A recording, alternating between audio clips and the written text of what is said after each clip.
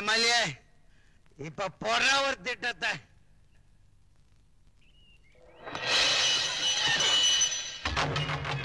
நகையை கூட காணுமே. யாராவது திருட்டு போற வரைக்கும் நீ எப்படிமா பாத்துக்கிட்டு இருந்த? அம்மா தாயே,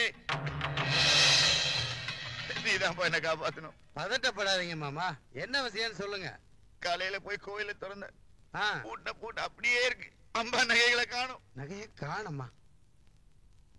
ஆத்தா என்ன சோதிக்கலாம், மண்ணை சோதிக்கலாம், உன்னை சோதிக்கலாமா மாமா? நீதான் போலீஸ்ல சொல்லி அந்த நகைகளை மீட்டு தரணுப்பா. வில்லங்கத்தை விலை கொடுத்து வாங்குறீங்களே மாமா, விஷயம் வெளியே தெரியலாமா? வழங்கக்காரன இடங்கக்காரன வெட்டி கூறு போட்டுற மாட்டா அவங்கள. ஆத்தா ஆத்தான்னு நீங்களும் பார்வதியும் தான் ஆத்தா பக்கத்துல இருந்தது. தம்பி நான் சொல்ல மாமா, ஊர்க்காரனே சொல்லுவானுங்க. என்ன பண்றது, திருவிழாவுக்கு இன்னும் 4 நாள் தான் இருக்குது. இதுக்குள்ள நகைய மீட்டலாம் மீட்டலாம் மீட்டலாம்.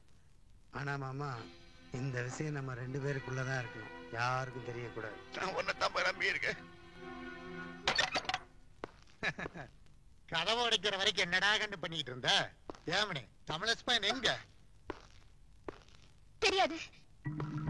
அவனுதான் டூயிட் பண்றத ஊருக்குள்ள பேசிக்கிறாங்க. எங்கொழிச்சு வச்சிருக்கிறேன் முந்தானி இல்லையா? காட்டுகண்ணு இங்க பாருங்கண்ணே, கவர்மெண்ட்ல ஒரு வேலை தான் கொடுத்து அனுப்பிச்சாங்க. இங்க வந்து பார்த்தா கடவுள் இன்னொரு வேலையும் கொடுத்துட்டு இருக்கிறாரு. புரியலையா? உன்ன அனுபவிக்கத்தான். என் மேல அவ்வளவு ஆசை வச்சிருக்கீங்களா? டிஎஸ்பியா வேற இருக்கீங்க. உங்க ஆசையை நிறைவேற்றுறதுதான் என் முதல் கடமை. அட சாமி, உனக்கு எப்படி கண்ணு இவ்வளவு அறிவு வந்தது?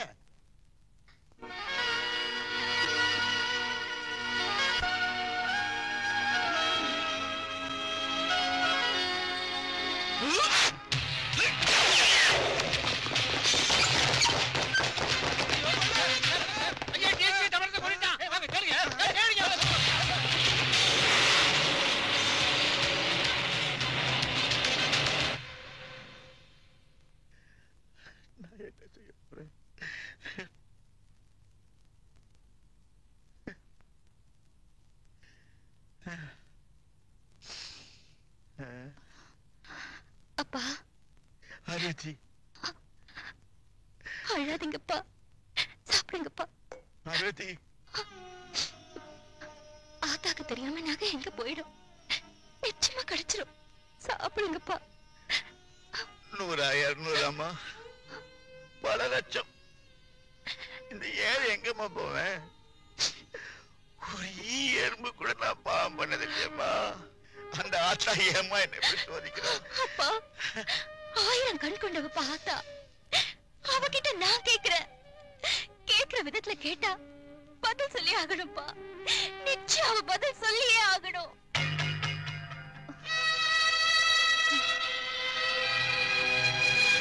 இனிமேலும் உன் சோதனை எங்களால தாங்க முடியாது ஆத்தா.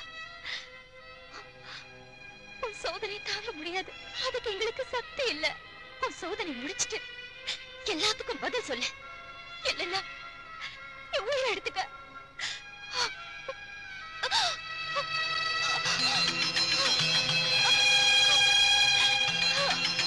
இந்த பார்வதி பொண்ணுக்கு என்ன பிரச்சனையோ தெரியல, ரத்தம் சிந்துற அளவுக்கு இப்படி வேண்டிக்கிட்டு இருக்கா.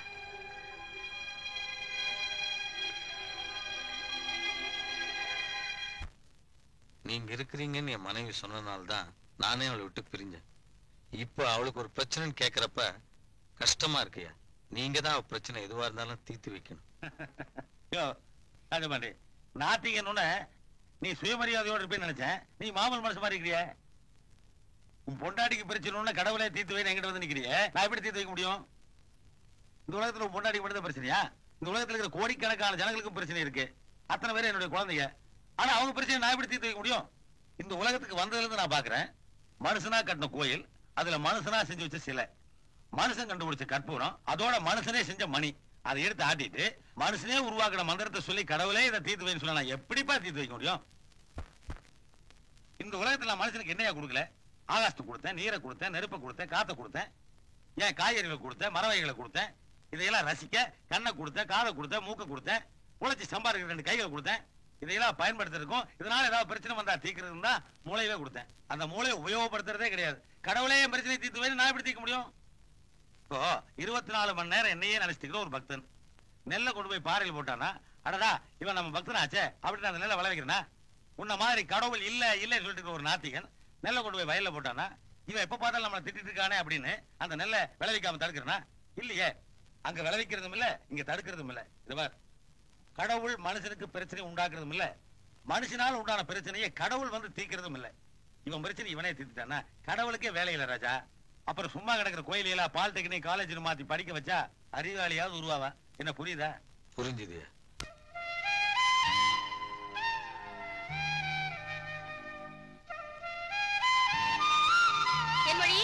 தென்மொழி எங்க போயிட்டாங்க? என்ன சத்தம் பலமா இருக்கு? வா தம்பி உட்காரு. என்னக்கா ஏதோ முக்கியமான விஷயம் போல இருக்கு. முதல்ல வந்து உட்காரு, உன்கிட்ட கொஞ்சம் பேசணும். அப்போ முக்கியமான விஷயம் தான்.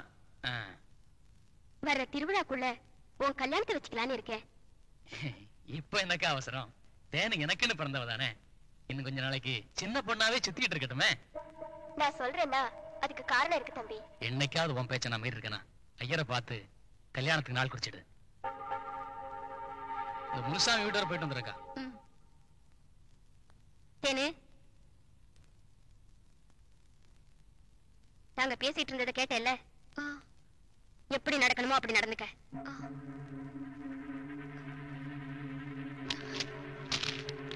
இன்னொரு விஷயம், நாளையில இருந்து காலேஜுக்கு போக வேண்டாம். சரி.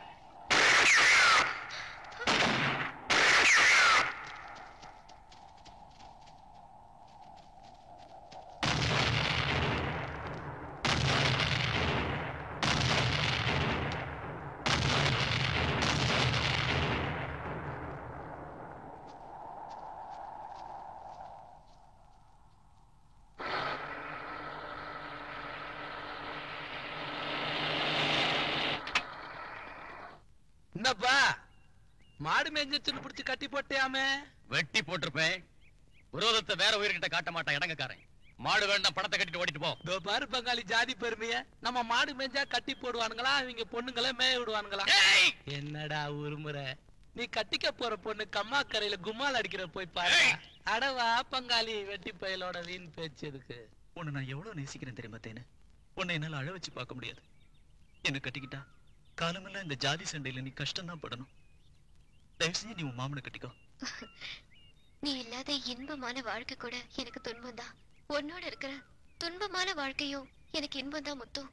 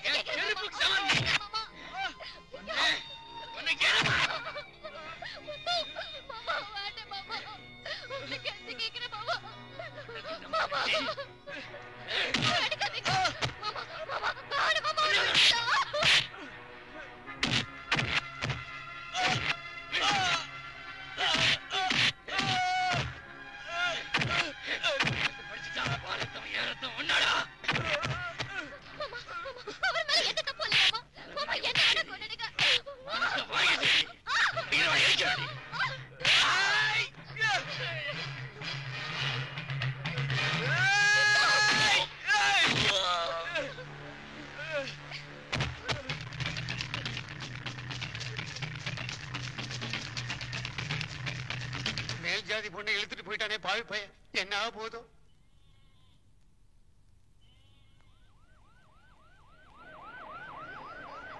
தீவிரவாதி தமிழரசன் இந்த காலனியில தான் ஒளிஞ்சுகிட்டு இருக்கிறதா எங்களுக்கு தகவல் கிடைச்சிருக்கு. தமிழரசனுக்கு அடைக்கலம் தர்றதோ அவனை காட்டி கொடுக்க மறுப்பதோ சட்டப்படி குற்றம். தமிழரசன் எங்கிருந்தாலும் வந்து தானாகவே சரணடைய வேண்டும். அப்படி சரணடைய மறுத்தால் அதனால் ஏற்படும் எல்லா விளைவுகளுக்கும் தமிழரசனே பொறுப்பு என்று போலீசாரால் எச்சரிக்கப்படுகிறது.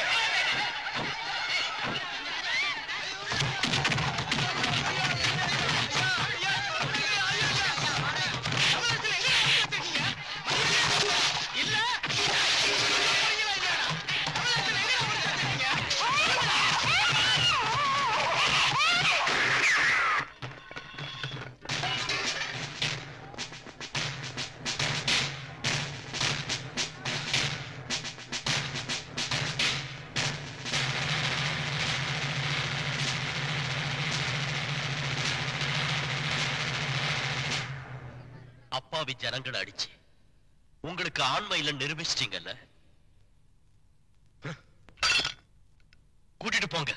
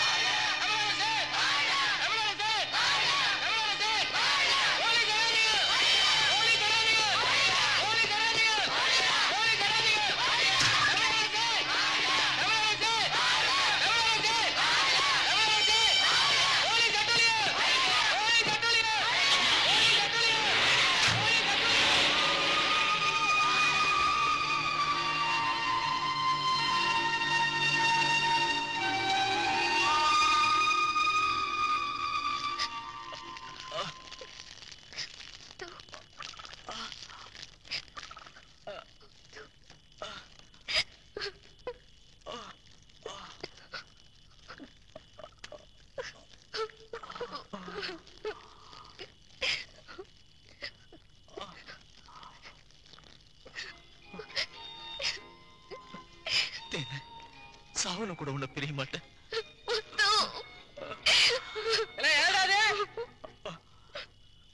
யார் தீ போட்டு இருக்கிறது கேட்கிறல்ல? வாங்கடா பாக்கலாம்.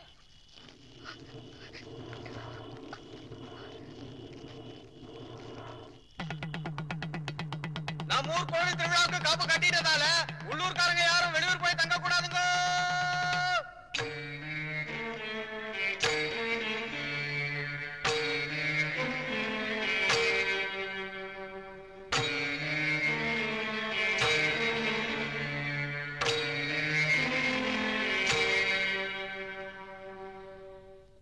இலங்கைக்காரங்களுக்கு யமனை கொண்டு வந்திருக்கண்டா.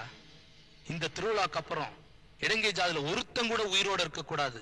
அந்த பலகக்கார நாய்ங்க எல்லாத்தையும் வேரோட வெட்டி சாய்க்க நேரம் வந்துருச்சு.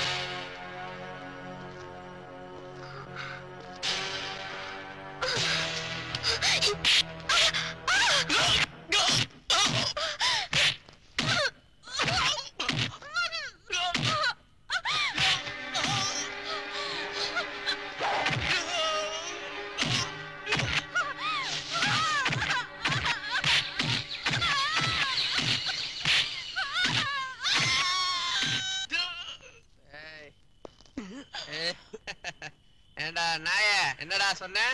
ஆம்பளை இல்ல நான் சொன்னேன். போய் அவளை கேட்டு பாரு.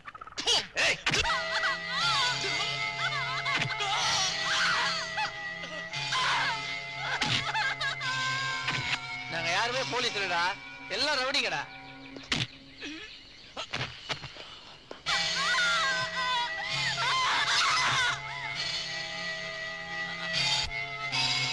அடுத்து நீ போட.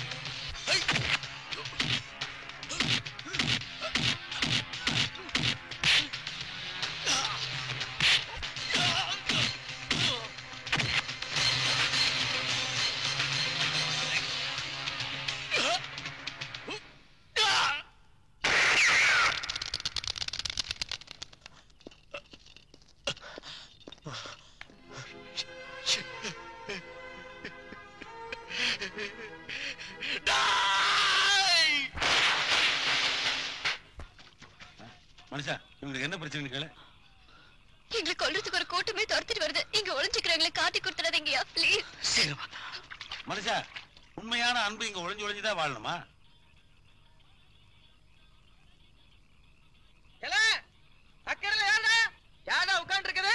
மனுஷா சொல்லு, சந்தேகப்பட போறாங்க. இந்த ஊர் ஆள் தாங்க, அவர் நமக்கு வேண்டியவர்.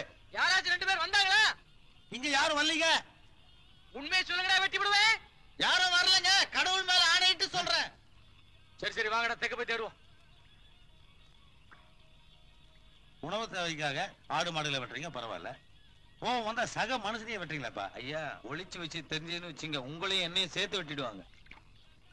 வாழ வேண்டியவங்களே வாங்க. இந்த பாருங்க, திருவிழா நடக்குதோ இல்லையோ, உங்க திருமணத்தை நடத்தி வைக்காம நான் திரும்பி போக மாட்டேன். ரொம்ப நன்றிங்க. கால் சிக்கிருச்சா? கால்ல ஏதாவது சிக்கிருச்சா? நல்லா பாருங்க.